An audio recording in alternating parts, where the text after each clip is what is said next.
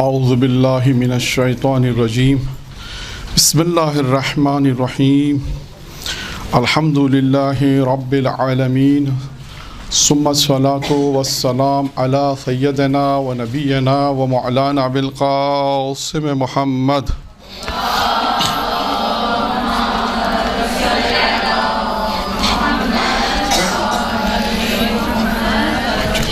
وأهل بيته الطيبين الطاهرين المعصومين المنتخبين الميامين أما بعد قال سبحانه وتعالى في كتابه الكريم بسم الله الرحمن الرحيم إنا علينا للهدى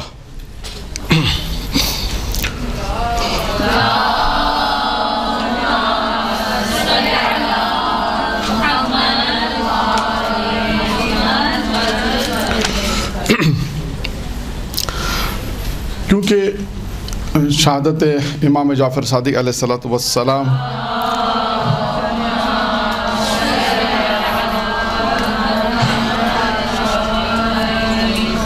کے ایام ہیں، انہی کی مناسبت سے آج کی گفتگو ہے، اور جس آیت کریمہ کی تلاوت کا شرف حاصل کیا، اس میں پروردگار عالم یہ ارشاد فرما رہا ہے کہ ہدایت ہماری ذمہ داری ہے، اور پروردگار عالم نے خداوند متعال نے اسی انسان کی ہدایت کے لیے انبیاء بھیجے، رسول بھیجے، ہادی بھیجے جو ہادی تھے، اور امام بھیجے۔ ان ہادیوں میں ایک ہادی ہیں ہمارے چھٹے امام کہ جن کے نام سے ہی ہماری فقہ جعفریہ معروف ہے، اور انہی کے نام سے جو ہے وہ فقہ جعفریہ ہے۔ اب یہاں پر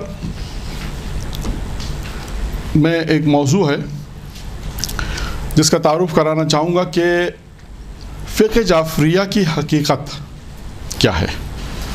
یہ موضوع لکھا ہے علامہ ذیشان ندر جوادی صاحب نے اپنی کتاب نقوش عصمت میں وہیں صحیح پڑھ رہا ہوں کہ انہوں نے اپنی کتاب میں فقہ جعفریہ کی حقیقت کو بیان کیا، کیونکہ اب میں نے عرض کیا کہ ہمارا موضوع چھٹے امام کے حوالے سے رہے گا، اور اسی لیے میں نے فقہ جعفری کے حوالے سے گفتگو کو شروع کیا کہ امام کی یعنی ہماری جو پہچان ہے، ہمارے مذہب کی جو پہچان ہے، وہ فقہ جعفریہ یعنی چھٹے امام سے ہے۔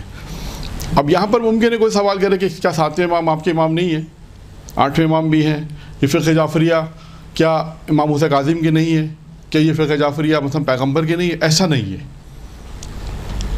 ایسا نہیں ہے۔ آپ دیکھیے کہ یعنی چھٹے امام کے زمانے میں جو ان کے شاگرد تھے، آئے گا کہ ان کے جو شاگرد تھے ان سے پھر وہ فقہ چلی، تو اور ہمارے جو فقہ جو مشہور ہوئی فقہ جعفریہ وہ چھٹے امام سے۔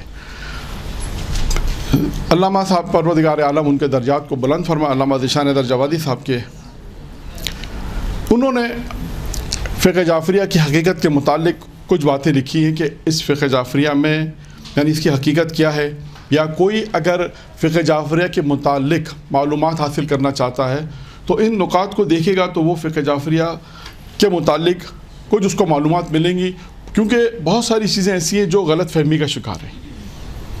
بہت سے مذاہب میں بہت سی جگہوں پہ ہم دیکھتے ہیں، ہم نے سنا کچھ ہوتا ہے، حقیقت میں کچھ ہوتا ہے۔ اسی طرح یہاں پر بھی ممکن ہے کہ اگر ہم یہ نکات فقہ جعفریہ کی جو انہوں نے حقیقت بیان کی ہے کسی کو بیان کریں، یا کوئی سنے گا کہ فقہ جعفریہ کی حقیقت دی ہے، تو ممکن ہے کہ بہت سی غلط فہمیاں جو اس نے سن رکھی تھی وہ دور ہو جائیں گی۔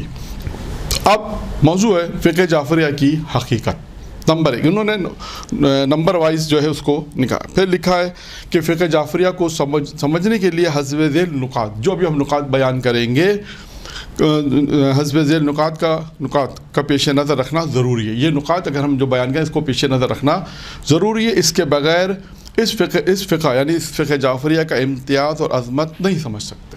یعنی اگر کسی کو فقہ جعفریہ کی عظمت کو سمجھنا ہے، اس کے وقار کو سمجھنا ہے، اور اس کی اہمیت کو سمجھنا ہے کہ فقہ جعفریہ ہے کیا، اس کی کیا اہمیت ہے، کیا عظمت ہے، اللہ تبارک و تعالیٰ نے کیا ان کو وقار اور عظمت دے رکھی ہے، تو انہوں نے اپنے اعتبار سے کچھ چیزوں کو بیان کیا تاکہ فقہ جعفریہ جو لوگوں کے درمیان میں بیان کیے جا سکے، لوگوں کے درمیان میں ان چیزوں کو ہم بیان کریں تاکہ اگر کسی کے علم میں نہیں ہے تو اس کے علم میں بھی آ جائے گا۔ جیسے بہت سے ممکن ہے ہمارے اپنے ان کے ماننے والے، شاید یہ بات شاید ان کے لیے بھی ایک نئی چیز ہو، یہ بھی ہو سکتا ہے۔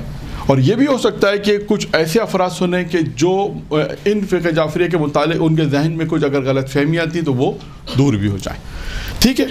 اب انہوں نے سب سے پہلے ایک جو پہلا نقطہ جو بیان کیا وہ کیا کہ فقہ جعفریہ صرف امام جعفر صادق کی فقہ نہیں بلکہ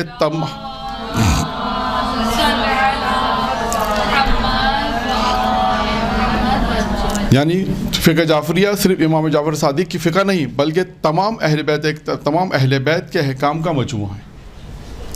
میں نے ایک سوال کا جواب دے دیا کہ فقہ جعفریہ اگر ہم کہتے ہیں فقہ جعفریہ ہے، اس کا کیا مطلب ہے؟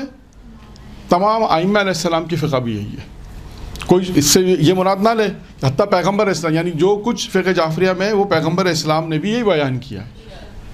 کوئی یہ نہ سمجھے کہ فقہ جعفریہ سے مراد امام جعفر صادق کی خاص ایک فقہ تھی، باقی پیغمبر کی فقہ الگ تھی، امام حسن کی فقہ الگ تھی، امام حضرت علی علیہ السلام کی فقہ الگ تھی، یا امام موسیٰ کاظم، نہیں، ایسا نہیں ہے۔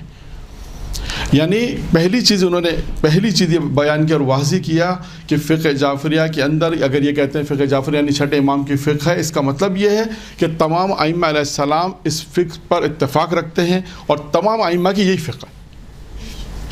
یعنی اگر ہم یہ کہیں کہ کیا امام موسیٰ کاظم کی یہی فقہ تھی، کہیں گے بالکل یہی فقہ تھی۔ اگر کہیں کہ امام رضا علیہ السلام کی یہی فقہ تھی، آپ کہیں گے ہاں یہی فقہ تھی، ٹھیک ہے، نمبر 1۔ نمبر 2، اس فقہ کے عالم امام جعفر صادق اور ائمہ مذاہب کی طرح اچھا، یعنی اس میں کیا کہنا چاہتے ہیں، پہلے میں پڑھ دوں۔ اس فقہ کے عالم جو ہے، یعنی اس فقہ جعفر کے عالم امام جعفر صادق اور دیگر ائمہ ہیں، یعنی اب بیان کرتا ہے ائمہ مذاہب کی طرح مجتہد نہیں تھے، یعنی دیگر مذاہب میں کیا ہے، دیگر جو مذاہب ہیں ان میں مجتہد ہوتے ہیں، کہ یہ ان کی طرح نہیں ہے، دیگر مذاہب کی طرح یہ نہیں ہے، یہ توجہ ہے کہ جس میں مجتہد ہوتے ہیں، بلکہ یہ وہ کون ہے، کہتے ہیں امام جعفر صادق اور ائمہ مذاہب کی طرح نہیں ہے بلکہ خدا کی طرف سے احکام واقعی کے بیان کرنے والے ہیں۔ یعنی یہاں انہوں نے ایک بات، میں آپ کو اکثر لوگ سوال بھی کرتے ہیں، اس کی توضیح بھی دے دوں کہ جو مجتہد ہوتا ہے جس کی آپ تقلید کرتے ہیں وہ بھی حکم بیان کرتا ہے یا نہیں کرتا ہے؟ وہ حکم کون سا ہوتا ہے جو بیان کرتا ہے؟ نہیں، اپنی طرف سے نہیں۔ کہ ہمارے استاد کہتے تھے کہ آپ سب بولیں گے تو میں نہیں سمجھوں گا، میں بولوں گا تو آپ سب سمجھیں گے۔ اب ایک ایک کر کے جواب دیں۔ ہاں، حکم الہی سے نہیں۔ مجتہد نے کہا مثال آپ کہ یہ چیز پاک ہے، آپ کے لیے یہ چیز پاک ہو گئی، یہ حکم کون سا حکم ہے؟ قرآن و حدیث کی روشنی میں حکم ہے، اور کیا ہے جی؟ امام کا حکم تو ہے، اس میں تو کوئی شک ہی نہیں ہے۔ اس حکم کو کیا کہتے ہیں؟ نہیں، استنباط تو کہتے ہیں کہ جس راستے سے انہوں نے استنباط کیا، جی ایک ایک کریے۔ حکم شریعہ بھی ہے اور نہیں، میں آپ کو چلیں میرا خیال ہے اس نقطے کی طرف نہیں پہنچے۔ ایک ہوتا ہے حکم ظاہری اور ایک ہوتا ہے حکم واقعی۔ مجتہد جو آپ کو بیان کرتا ہے نا کہ یہ چیز پاک ہے، یہ حکم ظاہری ہے، حکم واقعی نہیں ہے۔ یعنی مجتہد نے کہا یہ چیز پاک ہے، یہ چیز حلال ہے، کیونکہ اس نے ائمہ علیہ السلام کی روایت اور سے قرآن کی آیت سے استنباط کر کے ایک حکم نکالا، اور وہ حکم ظاہری کہلاتا ہے۔ امام علیہ السلام جو حکم بیان کرتے ہیں حکم واقعی کہلاتا ہے۔ یہ ذہن میں رکھیے گا، یہ بہت بڑا فرق ہے۔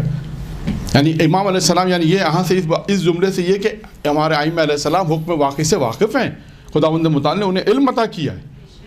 تو اب یہاں پر ایک دوسرا جو اس فقہ جعفریہ کے دوسرا نقطہ کیا بیان کیا کہ ان کے جو امام ہوتے ہیں، جتنے بھی امام یعنی 12 امام اور 14 معصومین جو ہیں، یہ جو بھی بیان کرتے ہیں وہ حکم واقعی ہوتا ہے، اور دیگر مذاہب کی طرح مجتہد نہیں ہوتے۔ دیگر جیسے مذاہب میں مجتہد ہوتے ہیں، اس پہ وہ مجتہد کیا کرتے ہیں، وہ حکم ظاہری کو بیان کرتے ہیں، وہ بھی ہمارے لیے حجت ہوتا ہے۔ ایسے نہیں کوئی سوال کرے مولانا پھر ہم کیا کریں، وہ ہمارے لیے وہ بھی حجت ہے، ٹھیک ہے۔ کتنے نمبر ہو گئے؟ نمبر 2۔ یہاں پہ بات میرا خیال ہے واضح ہو گئی کہ ائمہ علیہ السلام حکم واقعی کو بیان کرتے ہیں، مجتہد جو ہوتا ہے حکم ظاہری کو بیان کرتا ہے، اس کو حکم ظاہری کہتے ہیں، ٹھیک ہے۔ اب آتے ہیں نمبر 3۔ اس فقہ جعفریہ کی حقیقت کے متعلق اہل بیت علیہ السلام سے تمسک صرف ان کی ذاتی صلاحیت کی بنا پر نہیں ہوتا بلکہ حکم رسول خدا کی بنا پر ہوتا ہے، جس نے اس سے تمسک میں نجات کی ذمہ داری لی ہے۔ ہاں ابھی میں صرف جملے کو پڑھوں گا، باقی اس کی تشریح پیش کروں گا۔ فرماتے ہیں کہ اہل بیت علیہ السلام سے تمسک کرنا، یا ہم اہل بیت سے جو تمسک کرتے ہیں نا، تمسک سمجھتے ہیں نا، توسل وسیلہ، تمسک کرنا، اہل بیت علیہ السلام سے جو تمسک کرتے ہیں، جو وسیلہ ہم اختیار کرتے ہیں، اور آسان کر دو کہ ہم امام علیہ السلام سے جو وسیلہ اختیار کرتے ہیں، جو ان سے تمسک کرتے ہیں، یہ ان کی ذاتی صلاحیت کی بنا پہ نہیں ہے کہ ہم کہیں گے یہ امام کی ذاتی صلاحیت کی بنا پہ نہیں، بلکہ حکم خدا، حکم رسول خدا کی وجہ۔ حکم رسول خدا ہے کہ ان سے تمسک کرو۔ چار معصومین سے رسول خدا نے کہا میرے بعد جناب زہرا، علی اور دیگر جتنے امام ہیں ان سے تمسک کرو۔ یہ حکم خدا کی وجہ سے ان سے تمسک کرتے ہیں، نمبر ایک۔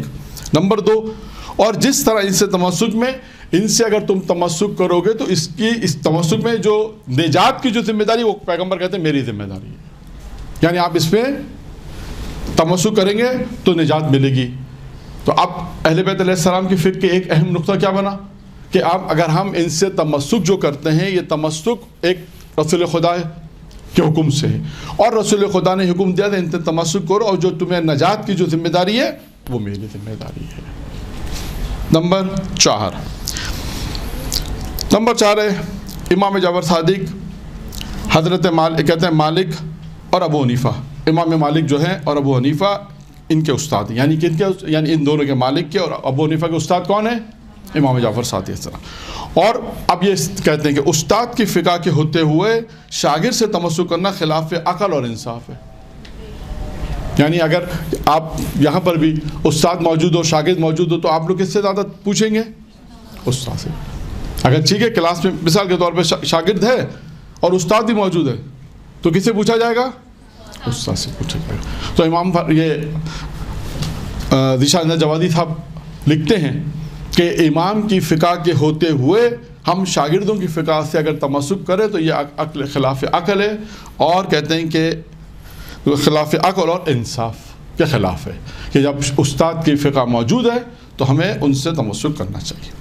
نمبر 5، فقہ جعفریہ کا مدرک کسے کہتے ہیں؟ سند کو، اعتبار ہونا، سند کہتے ہیں کہ فقہ جعفریہ کی مدرک یعنی اس کی سند، اس کا اعتبار ہونا قرآن حکیم اور سیرت پیغمبر اور ارشادات اہل بیت طاہرین میں جنہیں قرآن کے ساتھ مفسر قرآن بنا کر پیغمبر اسلام چھوڑ کر گئے ہیں۔ یعنی کیا کہنا چاہتے ہیں اس میں کہنا چاہتے ہیں کہ فقہ جعفری کا مدرک یعنی سند کیا ہے؟ ڈگری، جسے کہتے ہیں سند۔ جب کوئی سند ہوتی ہے تو اعتبار ہوتا ہے اس سند کا۔ فقہ جعفریہ کی سند کیا ہے؟ کہتے ہیں کہ قرآن حکیم اور سیرت پیغمبر، پھر اس کے بعد کہتے ہیں ارشادات اہل بیت معصومین علیہ السلام۔ یہ فقہ جعفریہ کی سند ہے جسے ہم کہتے ہیں ڈگری ہے۔ ڈگری نہیں، ڈگری تو ہوتی ہے جو آپ کو حاصل ہوتی ہے، یعنی فقہ جعفریہ کی بنیاد، فقہ جعفریہ کی سند جو ہے وہ کس پر ہے؟ قرآن حکیم، سیرت پیغمبر اور ارشادات معصومین، جنہیں قرآن کے ساتھ مفسر قرآن بنا کر پیغمبر اسلام چھوڑ کر گئے ہیں۔ یعنی یہاں سے اگر آپ دیکھیں تو آپ کے ذہن میں ایک حدیث پیغمبر کی آنی چاہیے۔ وہ کون سی حدیث آ رہی ہے ذہن میں؟ ہاں، میں تمہارے درمیان دو چیزیں ایک اہل بیت اور ایک قرآن۔ آپ دیکھیں جہاں بہت سی تفاسیر میں آپ جا کے دیکھیے گا کہ جہاں پر معصوم علیہ السلام نے قرآن کی آیات کی تفسیر بیان کی کہ اس سے کیا مراد ہے۔ پورے قرآن کی تفسیر میں آپ کو تفسیر صافی میں بھی ملے گا، تفسیر نور الثقلین میں ملے گا، تفسیر کوثر میں ملے گا، تفسیر انوار نجف ہے اس میں آپ کو ملے گا، تفسیر نمونہ ہے، تفسیر نور ہے، بہت ساری تفاسیر ہیں کہ جہاں پر آپ اگر کسی آیت کے متعلق اگر آپ کو دیکھنا ہے تو اس آیت کی تفسیر میں جائیں تو آپ پیغمبر معصوم علیہ السلام کی روایت ملیں گی کہ معصوم علیہ السلام نے اس میں بیان فرمایا کہ اس آیت میں اس سے کیا مراد ہے۔ ٹھیک ہے، کتنے پوائنٹ ہو گئے؟ 5، 4 یا 5؟ 4 کی بات آئی تھی۔ ٹھیک ہے، چھٹا، فقہ جعفری میں قیاس کی کوئی گنجائش نہیں ہے۔ فقہ جعفری میں کہتے ہیں قیاس نہیں ہے۔ نمبر 7، فقہ جعفریہ میں عقل کا کام تکمیل احکام کی رائے تلاش کرنا ہے، احکام سازی نہیں ہے۔ اب سنیے اس نقطے کو، کہتے ہیں فقہ جعفریہ میں عقل کا کام کیا ہے؟ تعمیل احکام کی راہیں تلاش کرنا۔ عقل کیا کام کرتی ہے؟ اس حکم کو مکمل کرنے کے لیے، تعمیل احکام کو مکمل کرنے کے لیے راہیں تلاش کرنا ہے۔ خود احکام سازی نہیں ہے، خود احکام کو بنانا نہیں ہے۔ یعنی اگر آپ وضو کے لیے، مثال کے طور پہ اگر آپ کو وضو حکم واجب ہے کہ وضو کرنا ہے، تو اگر اب وضو فرض کریں پانی نہیں ہے تو آپ تلاش کریں کہ پانی نہیں ہے تو پھر کیا حکم آئے گا؟ اب اس کو ہمیں تلاش کرنا پڑے گا کہ پانی نہیں ہے تو دوسرا حکم کیا ہے۔ ہم اپنی طرف سے کوئی حکم، کوئی احکام بنائیں گے نہیں، کوئی احکام بنانا ہمارا کام نہیں ہے۔ ہمارا کام کیا ہے فقہ جعفریہ میں؟ عقل کا کام کیا ہے؟ عقل کا کام ہے تعمیل احکام، یعنی اس احکام کو عمل کرنا، اس احکام کی طرف بڑھنا، اس کی تعمیر کرنا۔ تعمیر احکام کی رائے تلاش، اس کے رائے یعنی راستوں کو تلاش کرنا۔ ان راستوں کو ہم تلاش کریں گے اور اس کے بعد یہ ہمارا کام ہوگا۔ اصل کام ہمارا کام یہ نہیں ہے کہ ہم احکام سازی کریں، یعنی احکام اپنی طرف سے کوئی بنائے، یہ ہمارا کام نہیں ہے۔ اب آ جاتے ہیں نمبر 8۔ ائمہ معصومین نے ہر دور میں حکومت الہیہ کے قیام کی کوشش کی اور اس وقت تک خاموش نہیں ہوئے جب تک کہ اس عمل، یعنی یہ جو عمل تھا یہ ناممکن یا عارضی طور پر نامناسب نہیں خیال کیا گیا۔ یعنی کہتے ہیں کہ ائمہ علیہ السلام نے کوشش کی پوری کہ ہر دور میں حکومت الہیہ یعنی خدا کے حکم کو نافذ کیا جائے، حکومت الہیہ کا قیام کیا جائے، یہ پوری کوشش کی، لیکن بعض اوقات ایسے حالات پیش آ گئے کہ اس کے بعد جو ہے وہ کہ یہ کام ناممکن ہو گیا، 1 2 عارضی طور پر نامناسب ہو گیا، کہ عارضی طور پر ایسا لگا کہ ابھی یہ کام مناسب نہیں ہے، تو اس وجہ سے اس کام کو چھوڑ دیا گیا۔ اب یہاں پر کوئی سوال کر سکتا ہے کہ آپ نے کہا، جس میں انہوں نے لکھا ہے کہ جب تک اس کا کہ ائمہ علیہ السلام نے ہر دور میں حکومت الہیہ کا قیام کی کوشش کی اور اس وقت تک خاموش نہیں رہے جب تک اس میں اس کا عمل ناممکن۔ آپ کوئی سوال یہ کر سکتا ہے کہ معصوم کے لیے کوئی کام ناممکن ہے؟ یہاں پر ظاہری باتیں ہو رہی ہیں، قدرت ہے معصوم کے پاس، یہ ذہن میں رکھیے گا، اس لیے اس کو تشریح دے رہا کہ معصوم کے پاس حکم قدرت ہے، لیکن ظاہری اسباب فراہم نہیں ہوئے جس کی بنا پہ کہتے ہیں کہ اب یہ کام ممکن نہیں ہے۔ بہت ساری تاریخ میں اس کی مثالیں بھی آپ کو مل جائیں گی، لیکن صرف اس جملے کو سمجھانا ہے کہ ناممکن سے مراد یہاں یہ نہیں ہے کہ امام کے قدرت نہیں، قدرت امام ہے لیکن حالات ایسے ہیں کہ اب یہ کام ممکن نہیں رہا۔ جیسے آپ مثال کے طور پہ فرض کر لیں کہ امام علیہ السلام کی بہت سے تاریخی حالات میں آپ کو ملے گا کہ افراد نے ساتھ نہیں دیا۔ اب افراد نے ساتھ نہیں دیا جس کی بنا پر اب یہ حکومت تشکیل نہیں پا سکتی، تو لہٰذا یہ چیز ہمیں دیکھنی ہے کہ حکومت کے امام علیہ السلام نے کوشش کی، لیکن اس وقت کے حالات ایسے نہیں تھے، اس وقت عارضی طور پہ یہ سمجھا گیا کہ اب یہ مناسب نہیں ہے کہ ہم حکومت الہیہ کا قیام کریں۔ ہاں بہت ساری مثالیں میں نے عرض کیا کہ اس میں بہت ساری مثالیں ہیں کہ حکومت الہیہ کی کوشش کی، لیکن حالات ایسے تھے کہ جس وجہ پر ہمیں یہ کہنا پڑا کہ اب یہ کام ممکن نہیں ہے یا یہ کام عارضی طور پر جو ہے وہ نامناسب ہے۔ 9 فقہ جعفریہ میں پھر وہی بات قیاس کی۔ فقہ جعفریہ میں کہتے ہیں کہ قیاس کی ضرورت اس لیے نہیں ہے، پہلے انہوں نے کہا کہ قیاس کی گنجائش نہیں، اب اس کی وجہ بتا رہے ہیں کہ فقہ جعفریہ میں قیاس کی ضرورت اس لیے نہیں پڑتی کہ نبی کریم حضرت محمد مصطفیٰ صلی اللہ علیہ وآلہ وسلم کے بعد نئے مسائل پیدا ہوئے تو عمل کرنے والے تو حل کرنے والے اہل بیت ظاہری موجود تھے اور وہ گھر کے حالات سے بہتری طور پر واقف تھے۔ یعنی اب انہوں نے بتایا کہ فقہ جعفریہ کے اندر قیاس کیوں ضرورت نہیں پڑتی، اس لیے ضرورت نہیں پڑتی کہ پیغمبر اسلام کے بعد پیغمبر اسلام کے بعد پیغمبر نے اپنے بعد ائمہ طاہرین کو ان مسائل کے حل کرنے کے لیے چھوڑا، اور اس کے بعد وہ ائمہ جو ہیں ہر دور کے اندر جو امام علیہ السلام کا جو دور تھا اس میں جو بھی مسائل پیش آتے تھے امام علیہ السلام اس کو بیان کرتے، لہٰذا قیاس کی کوئی گنجائش نہیں ہے۔ اچھا، اب یہاں پر انہوں نے علامہ صاحب نے ایک تھوڑی سی معلومات بھی آپ کے بھی علم میں اضافہ ہوگا انشاءاللہ، کہ فقہ جعفریہ کے اہم مدارک وہی سند۔ اچھا، انہوں نے جو چند کتابوں کے نام لکھے ہیں کہا کہ فقہ جعفریہ کی اہم مدارک یعنی حدیث کی 4 مشہور کتابوں کے نام لکھیں، 4 مشہور کتابوں کے نام لکھیں، ان کے رائٹر کے نام، ان میں حدیثیں کتنی اس کو بیان کیا، اور اس کے علاوہ کہا کہ اس کے علاوہ اور بھی بہت سی حدیث کی کتابیں ہیں۔ نمبر 1 دیکھیں، پہلی کتاب کون سی ہے؟ پہلی کتاب کون سی ہے؟ اصول کافی۔ کس نے لکھی؟ محمد ابن یعقوب کولینی نے۔ ان کی تاریخ وفات کیا ہے؟ 329 ہجری۔ اور کافی میں کتنی حدیثیں ہیں؟ 16,190۔ کافی کتاب کا نام ہے کافی، رائٹر کا نام ہے محمد ابن یعقوب کولینی، تاریخ وفات ہے 329 ہجری۔ ان کی جو اصول کافی ہے اس میں حدیثوں کی تعداد ہے 16,190۔ اب یہاں پر ایک نقطہ میں بیان کروں، اگرچہ ان کا جو بھی علماء کرام آئیں گے، یہ جتنے بھی جنہوں نے کتابیں لکھی ہیں، سب کے حالت زندگی میں عجیب عجیب واقعات ہیں۔ صرف میں محمد یعقوب کولینی کا ایک واقعہ جو ہمارے استاد نے بیان کیا بیان کر دوں کہ انہوں نے اتنی زحمت کی ہے۔ کتنی زحمت کی؟ یہ کتاب جو آپ کے سامنے اصول کافی جو بہت آرام سے آپ کے سامنے ہے، یہ کتاب بتایا انہوں نے کہ 20 سال اپنے گھر سے باہر رہے، 20 سال یہ اپنے گھر سے باہر رہے، اور انہوں نے ان کتاب یعنی اس کتاب کو لکھنے میں جمع کرنے میں 20 سال کی زحمت ہے۔ یا آج ہم فوراً آج کل تو کیا کہتے ہیں تمام PDF کی کتابیں آ گئی ہیں، بہت آسان ہے، آپ نے کافی ٹائپ کیا آپ کو کتاب سامنے آ گئی۔ اب تو کوئی مشکل بھی نہیں ہے۔ آپ سوچو اس زمانے میں اگر آج آپ سے کہا جائے کہ مثال کے طور پہ کراچی کے اندر پورے کراچی میں آپ کو چیز ڈھونڈنی ہے تو کتنا ٹائم لگ جائے گا؟ اندازہ کریں کتنا مشکل کام تھا۔ اس زمانے میں انہوں نے 20 سال کہتے ہیں اپنے گھر سے باہر رہے اور ان حدیثوں کو امام کی ان حدیثوں کو جمع کیا اور مجموعہ کا نام رکھا اصول کافی۔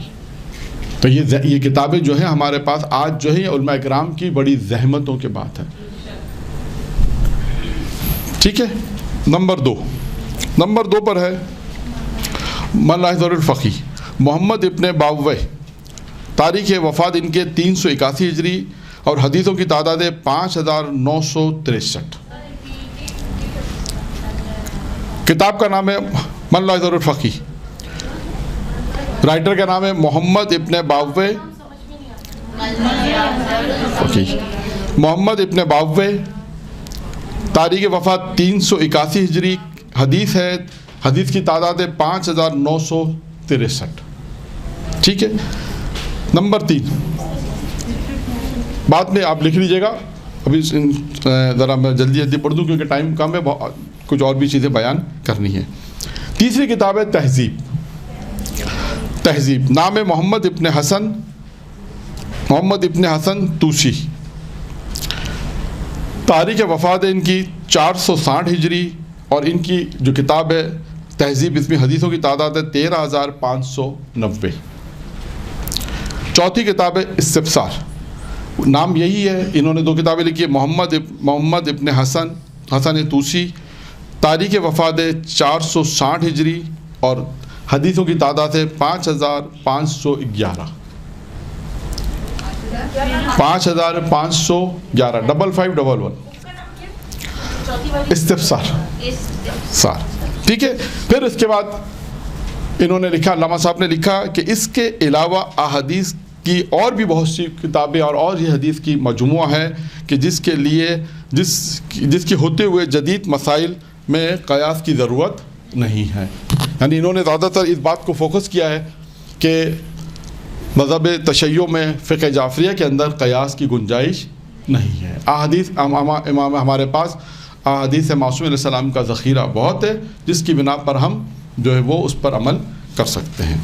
تو ایک گفتگو کا جو ایک حصہ تھا وہ یہاں پر ختم ہوا کہ فقہ جعفریہ کی حقیقت اور فقہ جعفریہ کے امتیازات جسے کہہ سکتے ہیں کہ وہ بیان کیے گئے کہ یہ 8-10 نکات تھے، اور اس کے بعد 4 ایک مشہور کتابوں کے نام آپ کو بیان کر دیے۔ اس کے علاوہ بھی بہت ساری کتابیں ہیں فقہ جعفریہ میں کہ جس میں تقریباً شاید حدیث کی تعداد جو ہے وہ ہزاروں اور لاکھوں میں جاتی ہے، اور اس کے بعد جو ہے اس میں پھر ان کا اصل ہدف یہ تھا کہ اس لیے ہمارے یہاں قیاس کی گنجائش نہیں ہے۔ یہ ایک حصہ ہو گیا۔